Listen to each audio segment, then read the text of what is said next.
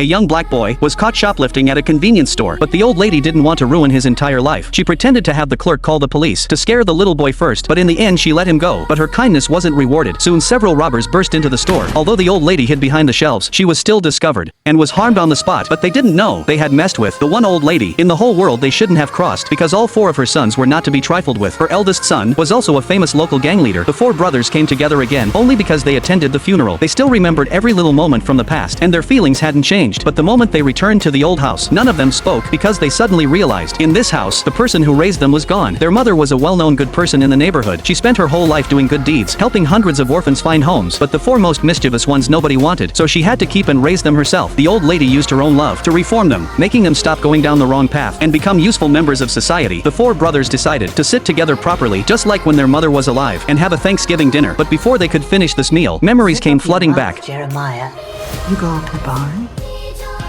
More tattoos, Angel?